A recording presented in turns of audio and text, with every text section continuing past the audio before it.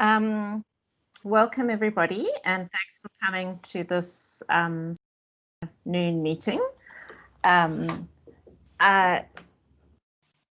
of the things that over the past few months during the time of COVID has been particularly amazing and special to me is that we have had the opportunity to, if I can just ask everyone to mute, there seems to be a bit of an echo. We've had the opportunity to work with a range of different people, and it's been incredible how people from a range of sectors and different skill sets and different backgrounds and working across private, public sector, academia have come together to bring their expertise and resources to help us to optimally, as best as we can, address the COVID pandemic.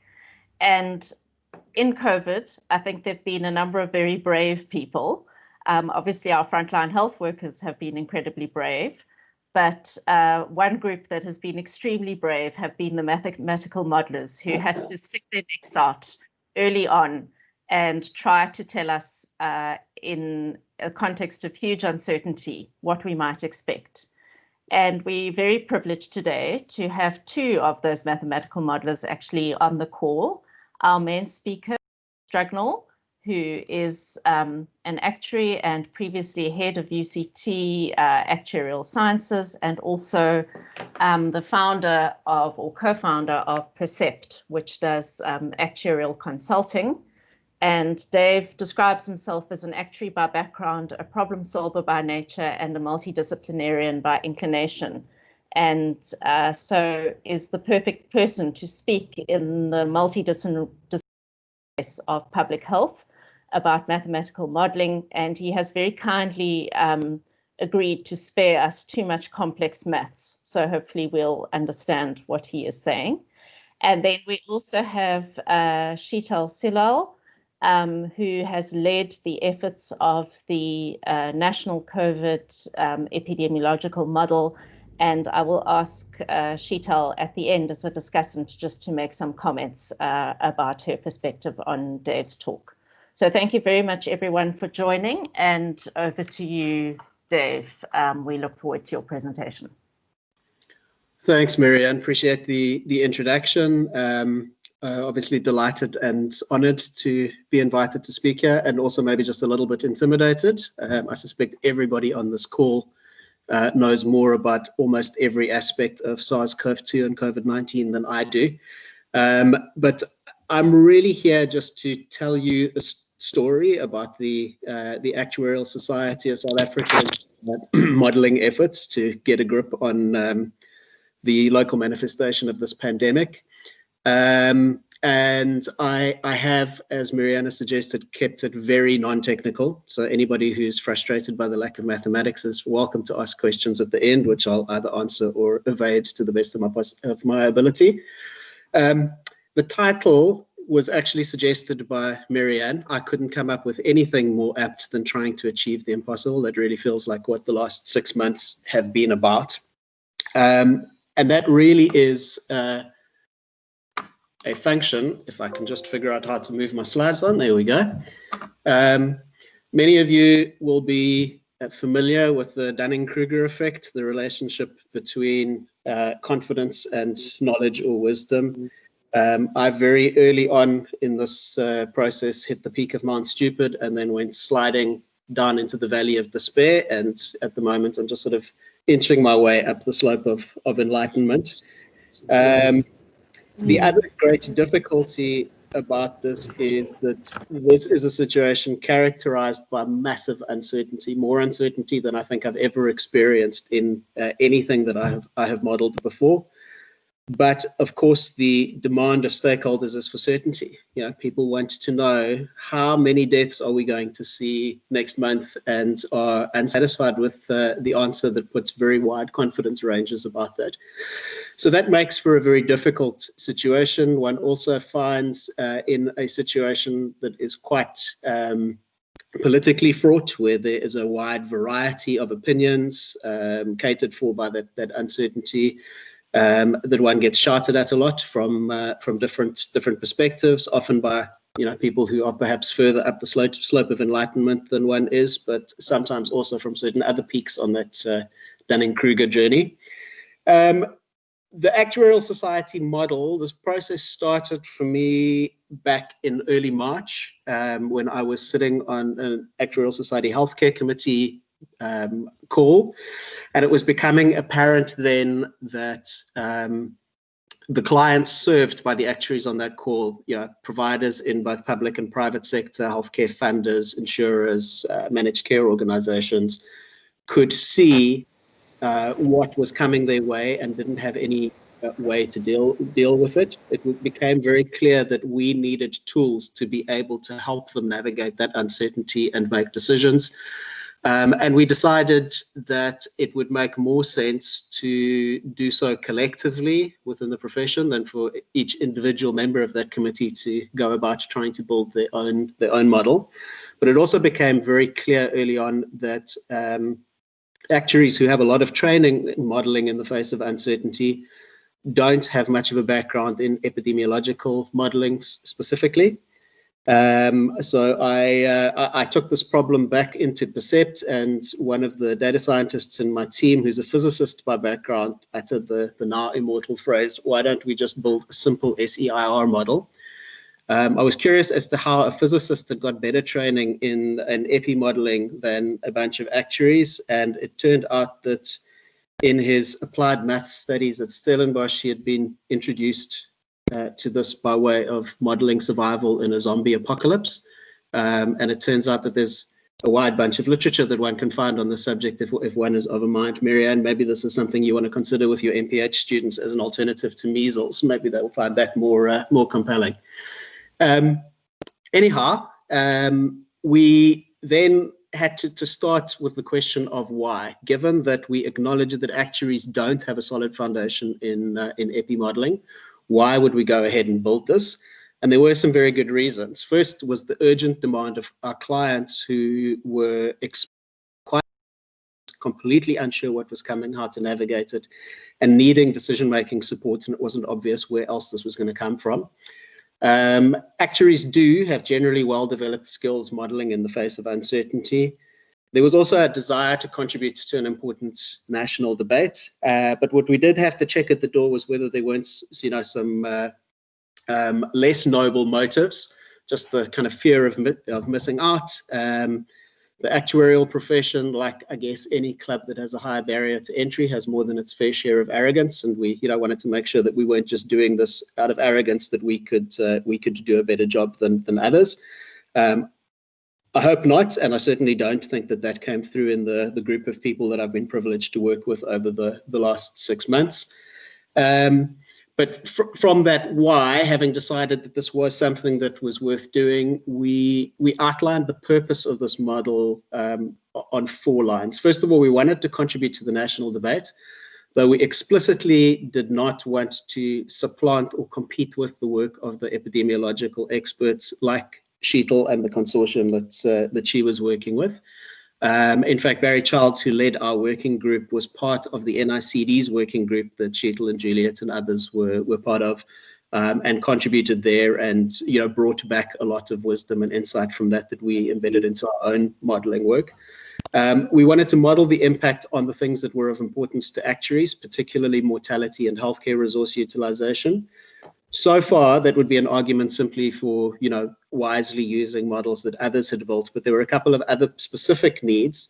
One, we needed to allow actuaries to apply their own actuarial judgment in the form of quite a flexible framework. So you needed to be able to play with the model and change parameters and look at the implications of those, and also specifically allow for the modeling of subpopulation. File that was, for example, in a specific medical scheme. So those are really the reasons that we set out for ourselves. There ensued about 6 weeks of furious activity, and towards the end of April, we put out into the public domain what in startup language would be called an MVP, a minimum viable product.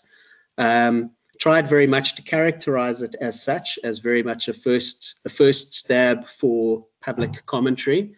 And this followed the classic SEIR model structure, where things got a little complicated in the I block, the infected group, where we distinguished between 3 types of infections, categorizing them by their ultimate severity: asymptomatic, mild, who would interact with the healthcare sector but not be hospitalized, and then severe, who would ultimately be hospitalized.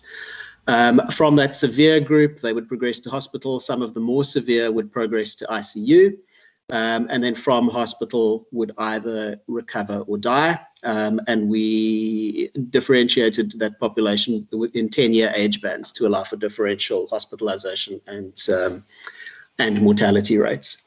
So that was the basic structure. We put out into the public domain an initial set, far too early at that stage to calibrate to real data, but we had 4 scenarios that were published, 3 of which projected national deaths by the end of the year somewhere in the 40,000s. 1 of which looked at a more pessimistic scenario of around 88,000 deaths. So we sort of put our heads up above the trenches with that.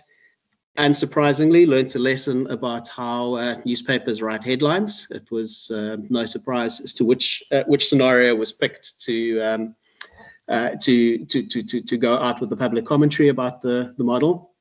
And very quickly also realized that when one puts one's head above the trench, one is inviting fire.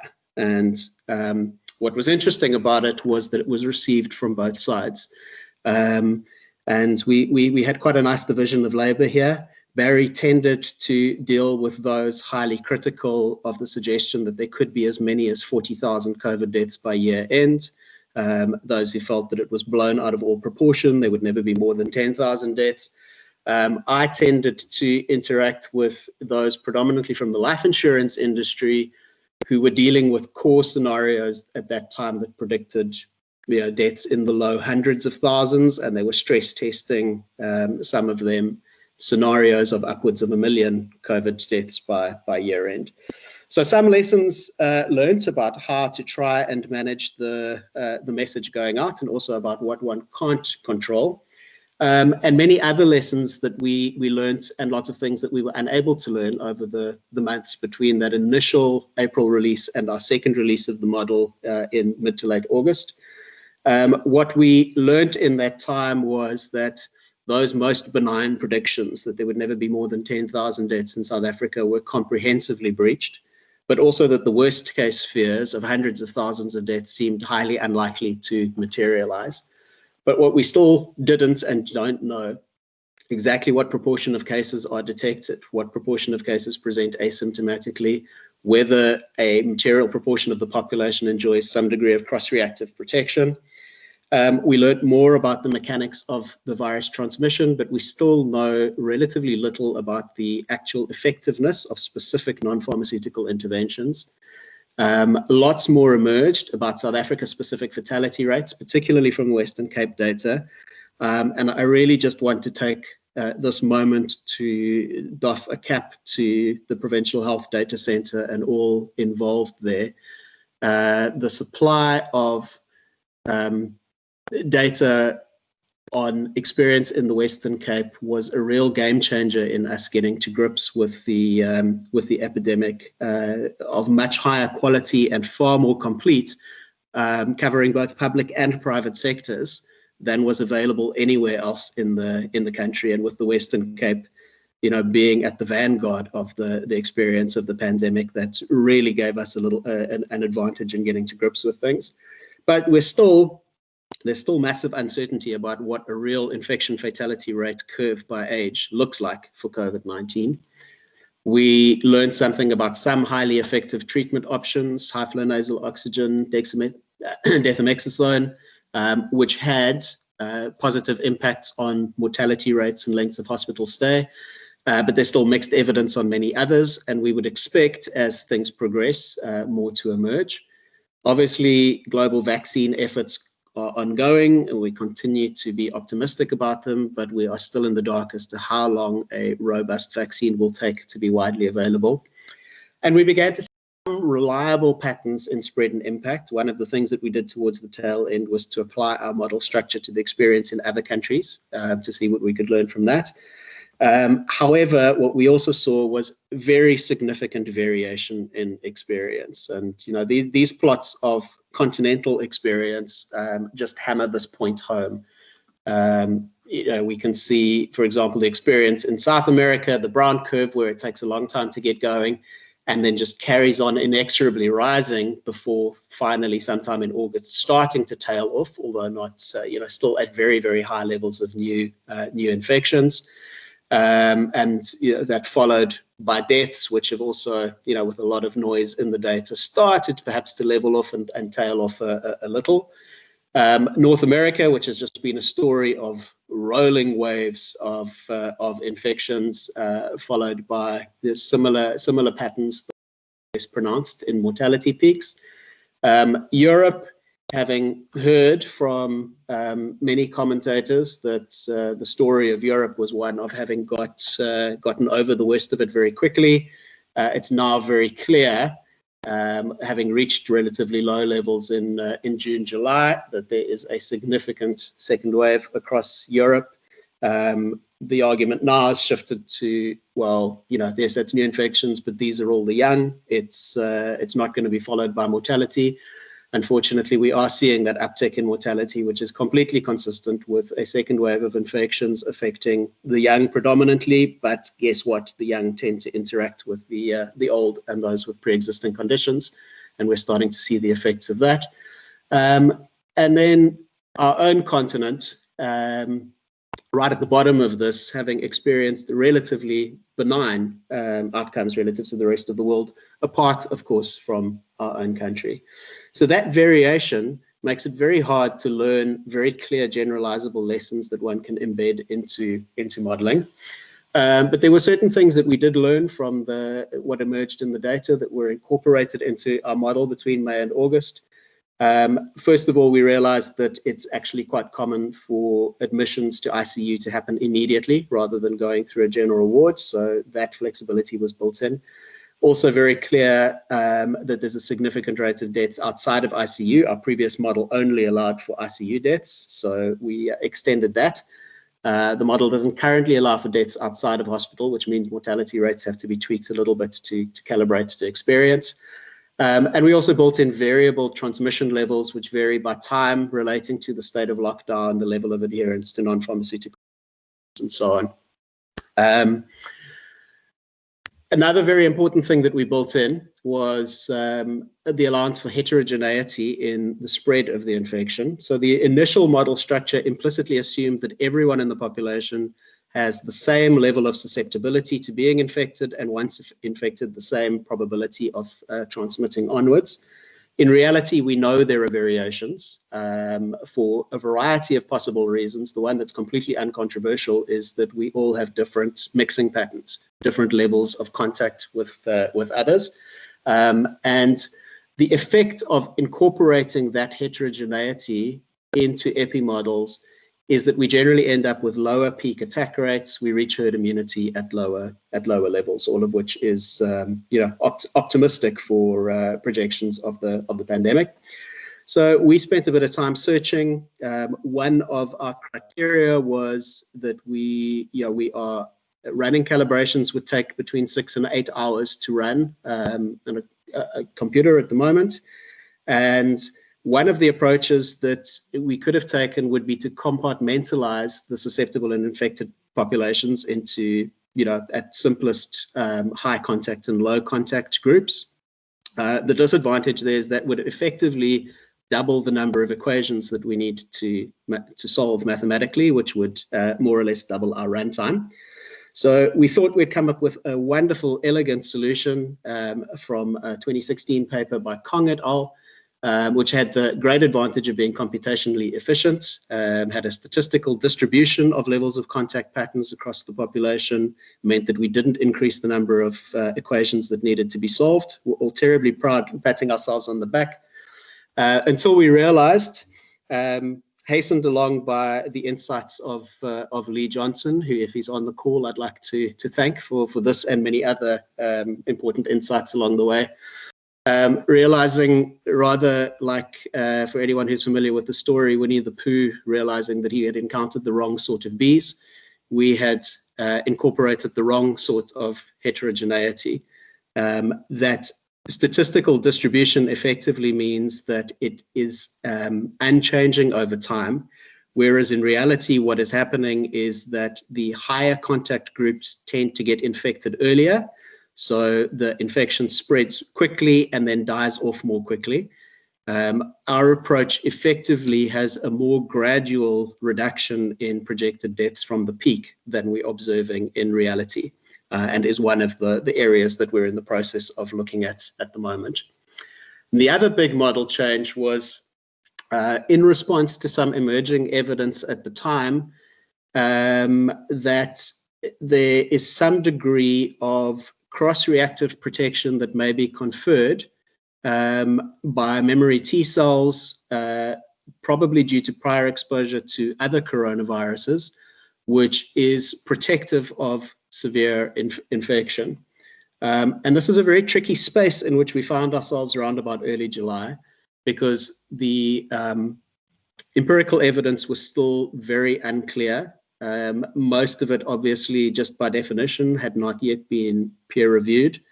It was a perspective that was being shouted loudest by those who had a political agenda that was consistent with the story. We were using it to support the idea that we could hit herd immunity with as little as 15 or 20% of the population infected.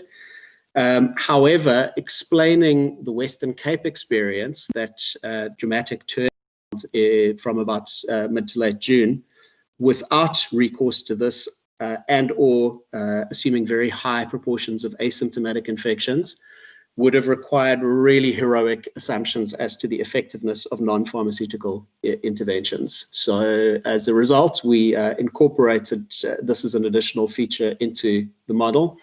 The real challenge with that is illustrated by this graph. So what you see here is the levels of lockdown. The red curve is the Oxford Stringency Index. The black curve is a composite of various non-residential Google mobility indices, so a measure of how much people were moving about. And we see things being relaxed, we see mobility generally increasing, and we see cases sharply declining over time. And very hard to stack this up with really effective non-pharmaceutical interventions, both from observation of this and from just sort of anecdotal observation of what was happening on the streets at the time. The other thing that we introduced, having just gone with some scenarios for our initial release, was a proper calibration. So I'm not going to get into the technical details here, but in essence what we do is we define prior distributions for key parameters which we allow to vary. We sample randomly from those over, say, 1 million samples. And then we establish how likely each of those combinations is to be, to what extent is it likely to have generated the data that we've observed. And then we resample with selection weights given by those relative likelihoods, which gives us a nice distribution of likely forward-looking outcomes.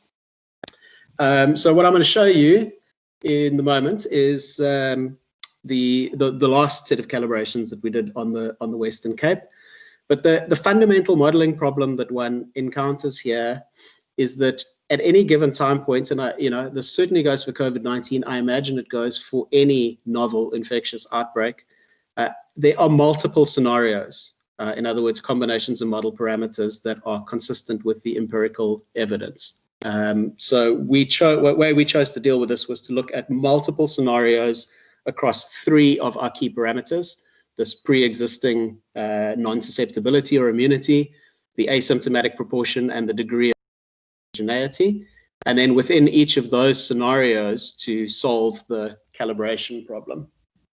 And this is an illustration of that calibration. So the last set of calibrations I'd meant to refresh before this, but ran out of time. So these are in effect calibrations that were run around about the 14th of August. So you can see a couple of things. Each of these three solid blue curves represents one of the scenarios. So we've just selected three from a range that were run for the Western Cape. And we are looking here at how they plot against daily deaths. And the jagged orange curve here is the 7-day moving average of those daily deaths. So what you can see is that how those three scenarios more or less trace the deaths up to the peak and then back down from the peak. But that feature that I was telling you about earlier in the contact heterogeneity, how those tend to come down more gradually than what we've actually observed in practice. So, hence one of the model features that we are busy having another look at. If you're eagle-eyed, you would have noticed that in that that last slide, we are calibrating to the reported COVID-19 deaths. And this is increasingly a problem. All of you, I'm sure, will be familiar with the MRC's excellent work on excess mortality, which is by far the best benchmark we have for the real impact on mortality of the pandemic and all of our responses to it and its implications. So we, in effect, have two reference points here: reported COVID-19 deaths, the excess deaths. And we would reasonably believe that true COVID-19 deaths lie somewhere in between those 2 points. The big question is where in between. That's not an easy problem to solve. I show here an extract from the MRC report up to 22nd of September, at which time for the country as a whole, we were reporting around about 45,000 excess deaths. At that point, there were just over 16,000 reported COVID deaths, or 36% of the excess death total.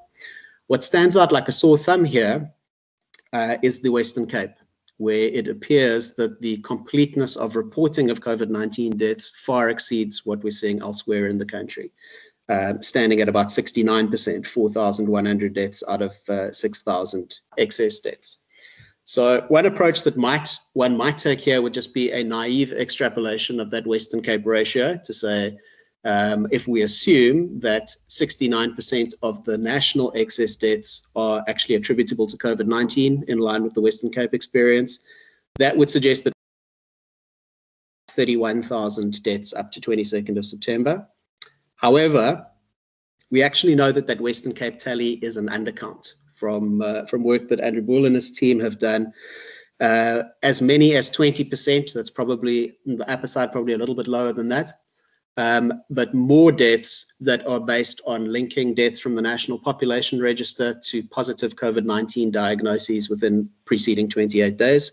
Of course, that's not an infallible science. It is entirely possible to, for example, get a positive COVID-19 diagnosis and then get hit by a bus, but obviously unnatural deaths were excluded from that.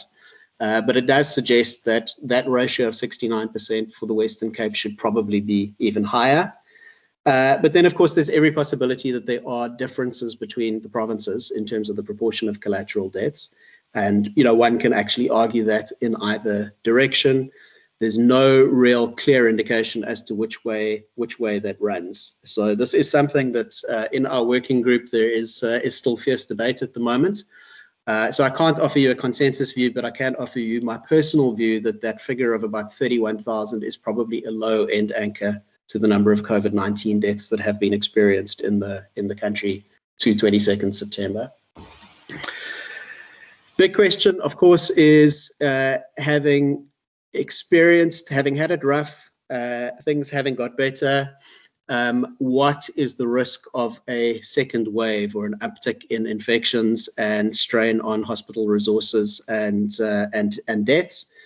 One of the sources of cautious optimism for that would be the serology results that were made public in September, where it was found that of public sector users of antenatal clinics and for HIV positive patients having routine viral load screening.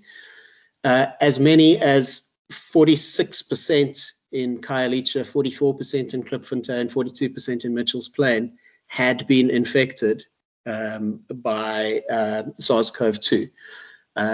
Those numbers are much higher than we've seen, for example, in Europe and North American cities, higher than more or less anything that I've seen worldwide, with the exception of a study in very low income areas of cities like Mumbai and Delhi.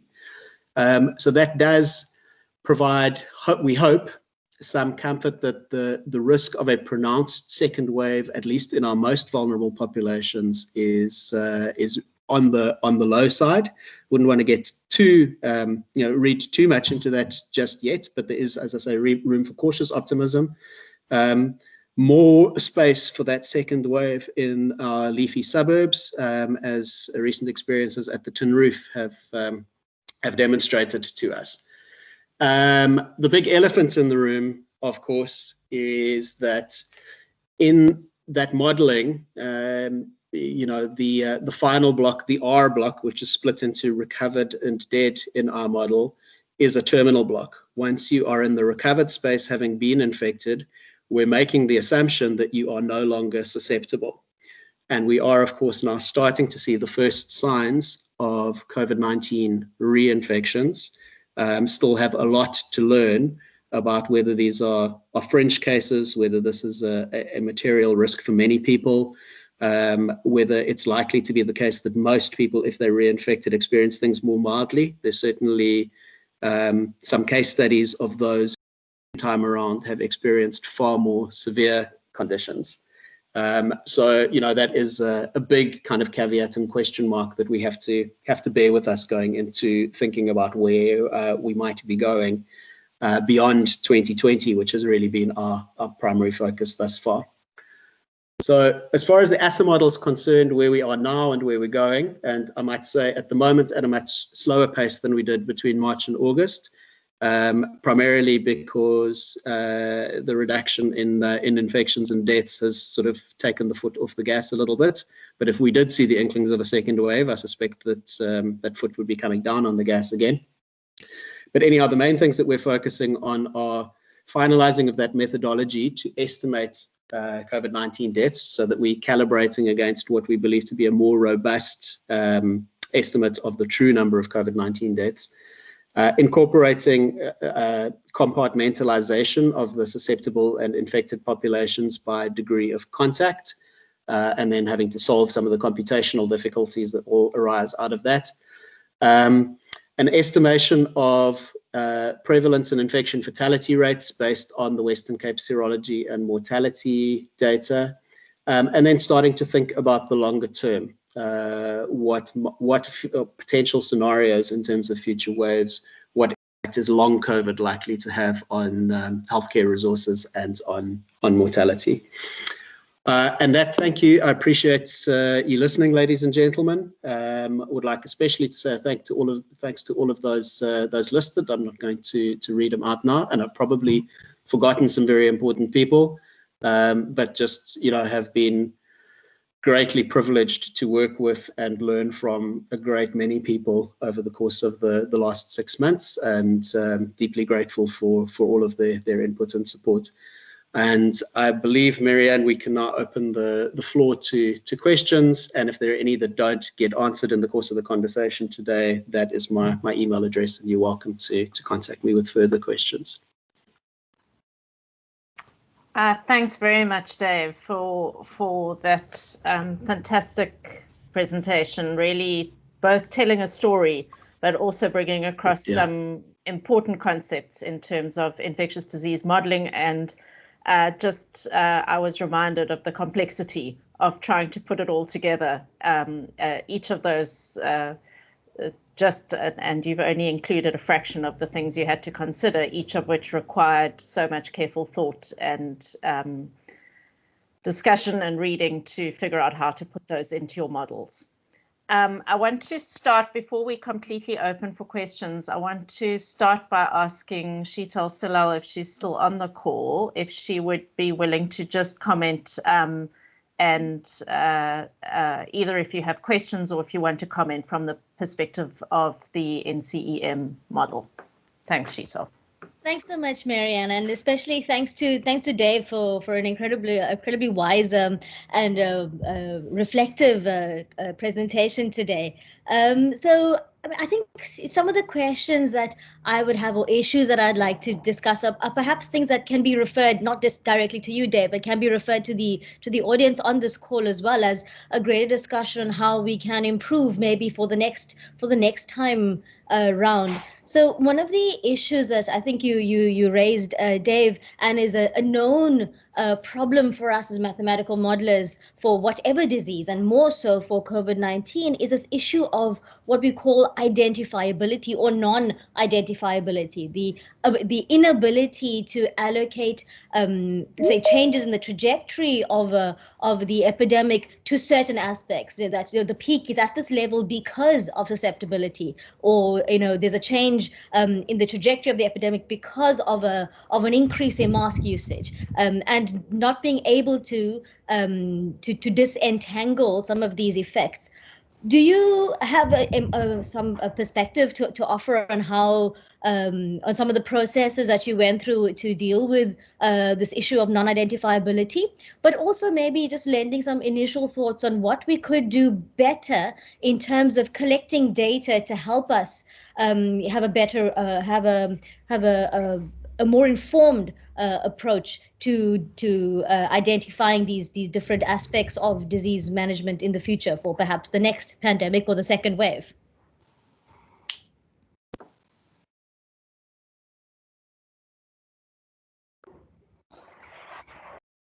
I think you're mute, Dave. So I can't tell you how many times I've had to have people say that to me in the last 6 months, and I still don't learn. So thank you. Thanks, Chetal. Appreciate the comments and questions. Yeah, identifiability is a significant issue with this modeling, and that really speaks to the point that I made less eloquently in saying that at any point in time, there are multiple scenarios. One can construct combinations of parameters that do an equally good job of explaining what we've observed thus far.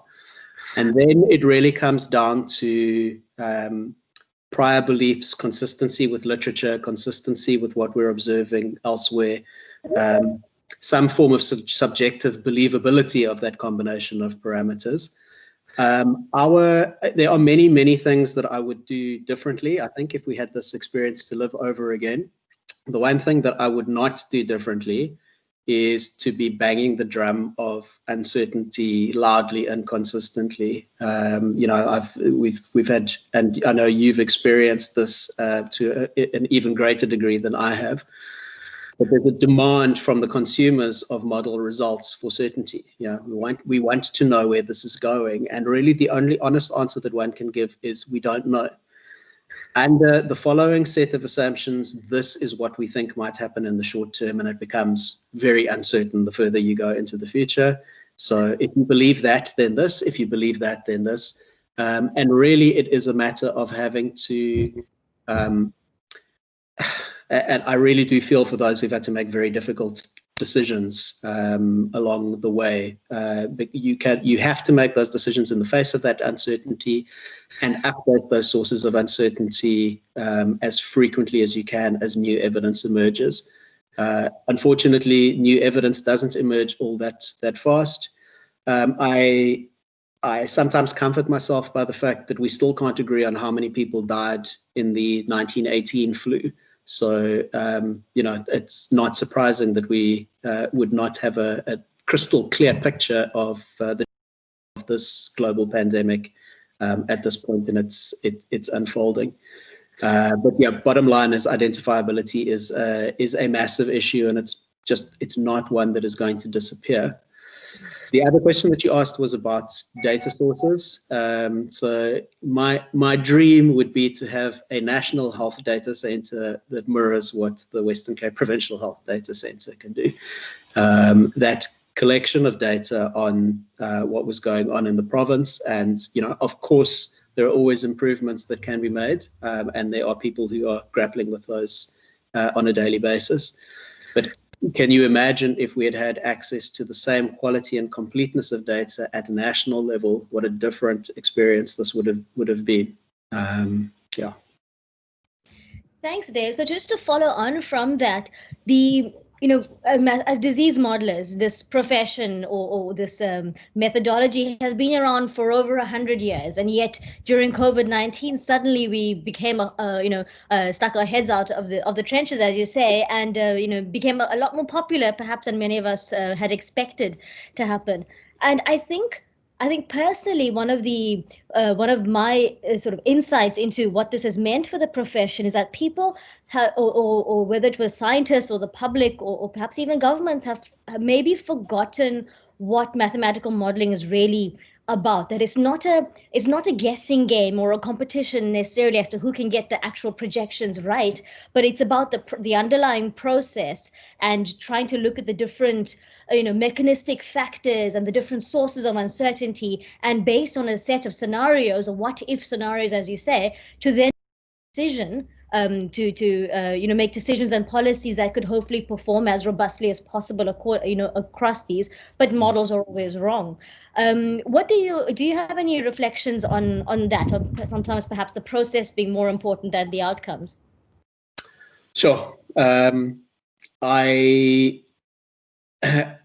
I think as a general principle, I'm a believer that the process is more important than the outcomes, but obviously the outcomes are incredibly important here, in that those are what people are going to be acting on.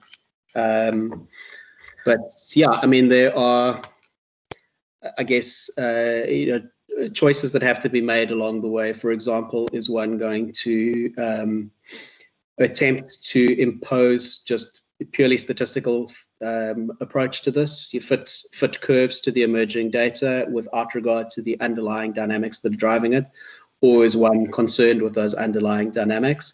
For me, the second wave in Europe is very clear confirmation as to why the second approach is always and everywhere preferable to the first. It is very difficult to just take a statistical approach to something which is, by definition, the very complex outcome of a whole host of underlying factors. I don't know if that answers your question, Sheetal, but those are my thoughts anyway. Thanks so much. I do obviously have more questions, but Marianne, perhaps we can open to the floor. Thanks very much. Thanks, Sheetal. So this is open for questions. There have been 2 questions in the chat, which are I think would be helpful, particularly for those of us who are not very much in the modeling world. The one is for a simple explanation of what the word stochastic means. Statisticians tend to use the word stochastic as though, I don't know, something like toothpaste. We should all know what it is, but many of us don't. So perhaps if you can just give a layperson's definition of stochastic. And the other is the issue of over-dispersion, which people have talked about, and I think you have covered, but just explain how that relates to what you've covered. Goodness, can I have a go at stochastic and leave over-dispersion to Sheetal? I hope so. I do that purely because I don't think I have a good answer. I actually haven't grappled too much with the concept of over-dispersion in the context of COVID, but I will chip in where I can. Stochastic is really just as opposed to deterministic. So a deterministic mathematical model would have a set of parameters which then drive certain outcomes. And those are assumed to be fixed. So if we project that there are going to be 10 people infected and there's a 20% mortality rate, then a deterministic model will by definition output two deaths from that. A stochastic model allows for uncertainty in the underlying parameters in the form of distributions of random variables, and then would run simulations effectively, the output of which, instead of a single curve, would be a range of curves. So one could effectively get a central trend and put confidence intervals around it. So it's stochastic modeling is connected typically with a simulation approach, where one varies the parameters. To some degree, what we've done, the sampling importance resampling mechanism that I described earlier, is stochastic in the sense that it goes and samples tens of thousands of times from a given parameter distributions, and then outputs the output in the form of confidence intervals rather than a single deterministic trend. I hope that was a clear enough answer. That's great, thank you. Sheetal, do you want to take on overdispersion? Sure. So the idea of over-dispersion, we really be talking about a greater variability just in general. And of course, there's statistical over-dispersion, but I think in the context of COVID, where most people are reading about the concept, it's about individual level variation. And Dave actually did touch on this, the idea of super spreading events and not all the population engaging equally in spreading and contacting and therefore spreading COVID-19. And so one of the aspects, so there are different ways, of course, to include this kind of behavioral heterogeneity. And with the NCEM model, the way we included it was quite similarly to other mathematical models as well, is through this over-dispersion factor that allows people who have, say, wider population, wider contact networks to become infected first, to transmit to others first, but then in the short term remain immune, and therefore we see the epidemic spreading according to a certain pattern. So that's really this individual variation that I think particularly needs to be taken into account for an epidemic where population behavior is really the driving factor. And that's what's made COVID-19 so difficult, is that we don't have a cure or a vaccine to be the main controlling factors in managing the level of infection. It's really up to the population. And so these population characteristics, like individual heterogeneity, over dispersion in contact behavior, need to be taken into account. Thanks very much, Sheetal. So there are two questions from Johnny Myers in the chat. Johnny says he hasn't used Teams before, so I'm going to ask them on his behalf. And the first one is perhaps more of a comment, which is that Dave Strugnell suggested that Africa has had a milder epidemic than Europe and the Americans, but that if we look at the Western Cape data and certainly at the excess deaths, that may not be the case. And Dave, perhaps if you can just comment on that. And many of us, I think, read Johnny's very thoughtful article in the Daily Maverick about this, I think about a week ago. And then the other question is about how the approach that you used for this epidemic has been different from hindcasting rather than forecasting, so that the calibrations are based on existing data. It seems that with all the calibrations based on existing data, the whole process is rather data-led than prediction-led. Thanks. Thanks, Marianne and Johnny, two excellent questions. So the comment that Africa has had a milder experience of the pandemic is just purely in terms of the incidence of cases and mortality rates per million of population in comparison with other continents. So viewing the continent as a whole, and even if one allows for potentially massive underreporting, quite clearly, the experience has been nowhere as near as bad as it has been in South America as a whole. But obviously, I think the point that you're making is that those comments as a whole mask realities in parts of those. And one of the slides that I omitted today, just to try and keep my talk within the time limits, was one that places the Western Cape mortality experience in international context, and taking the Western Cape as a region. We have mortality experience that is almost as bad as the UK and the US, and probably all but 5 meaningful sized countries. So I don't by any means mean to suggest that the local experience has been anything other than absolutely significant. And then the second question, it's a little bit of both. The models are absolutely forward-looking, so their purpose is to produce projections of where we're going. But those projections are useless unless the set of parameters on which they are based can reasonably describe where we have been. So one of the sort of primary tasks of any modeling exercise of this nature will be calibration against the data that has been observed up to this point, and then looking at the range of possible outcomes from this point onwards. Thanks. So we have, I see we have a question. Sheetal, perhaps you want to comment on that. I see your hand is raised, and then we have a question from Jacob.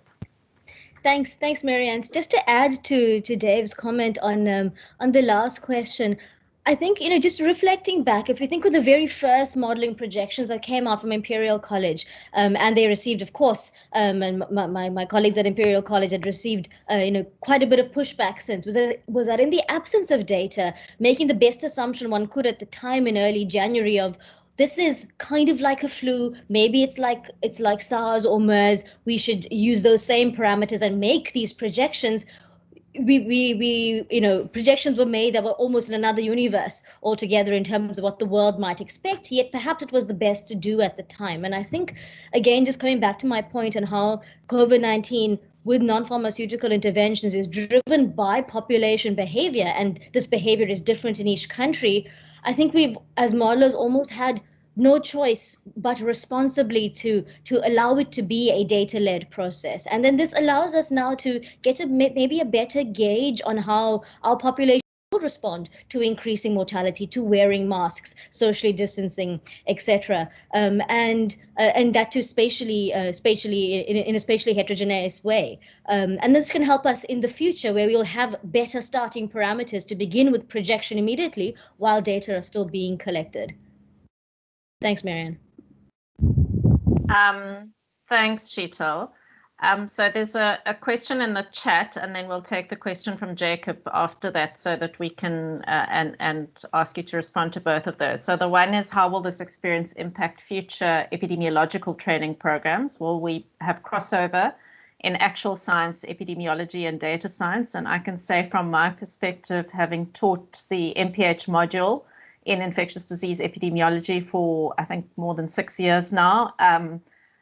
Infectious disease modeling used to be a relatively small piece, and I have learned, certainly over the last 6 months, just how important it is, at least for epidemiologists, to understand infectious disease models, even if they can't actually do them themselves.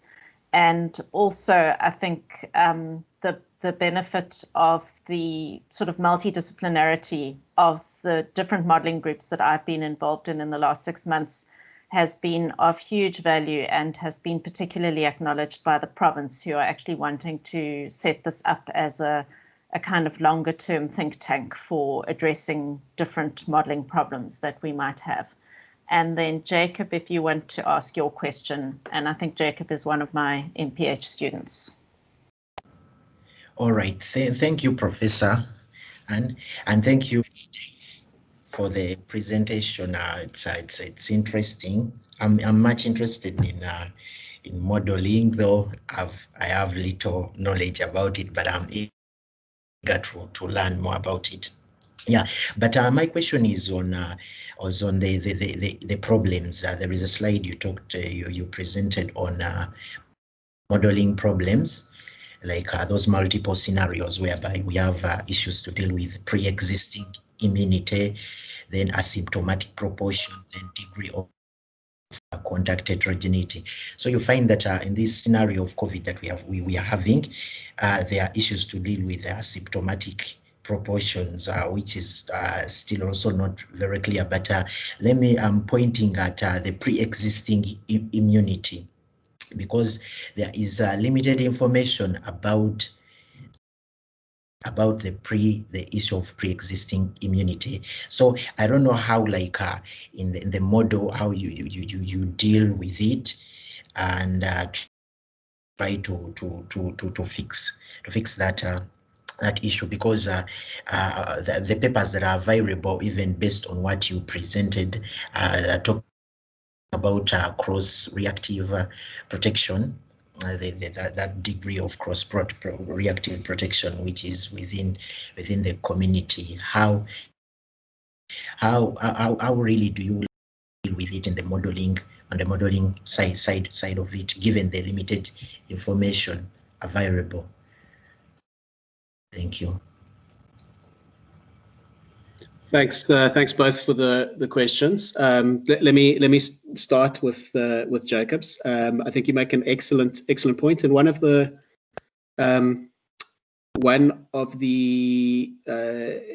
I guess this has been a massively interesting learning curve for me. It's also probably been one of the most humbling experiences of my life to realize how difficult it is to get one's head around something that is so multidisciplinary in nature. The proper interpretation of the literature that you're referring to would have required a degree of immunological understanding that was beyond me.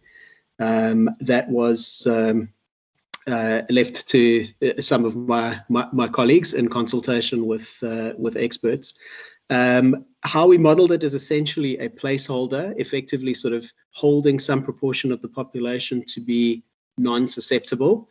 I don't think that is the appropriate way of modeling it. I think that the cross-reactive protection really appears to manifest as a protection from severe illness, and probably high levels of asymptomatic infection would be the best way of incorporating that in a model. Sheetal may have some additional comments that she would like to make on that.